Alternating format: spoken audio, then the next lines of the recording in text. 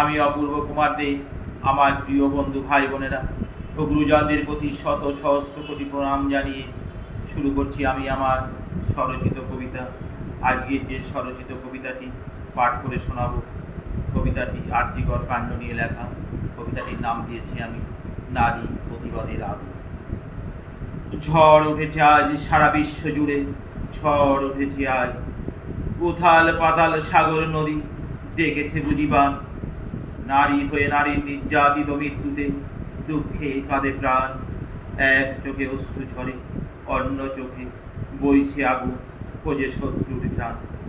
আমরা নারী তাই তো তাই ঘরে ছেড়ে সব বাইরে, সুখিনী দুঃখিনী বোন দিদি আমাদের মৃত্যু রহস্য জানতে চাই যে। তাই তো তাই খুঁজি আর খুঁজি, মন বসে না কাজে। কি করি, কোথায় যাই মাগো, ভয় পেও না কিছু তাতে। আর শোয়ে বসে থাকার সময় নেই, অধিকারের লড়াই গর্জে উঠি আমরা। আমরা তাই স্বাধীনভাবে বাঁচতে চাই। ক্ষয় আর ক্ষয় আমরা নারীরা নির্যাতিত হয়ে মরি সেই পুরুষের হাতে। প্রতিবাদের দিন এসেছে আজ আমাদের, জবাব চাই আগে। কখনো ভাবি না আমরা নারী পুরুষ মেরে হব দেশের রাজরানী। কাপুরুষ যারা তারাই করে আমরা ধরণী মায়ের বীর বীরঙ্গিনী। অপরাধ কি আমাদের, আমরা নারী তাই বলে তাই প্রয়োজনে ব্যবহার, তারপরে তার মৃতদেহ মাটির নিচে পাই।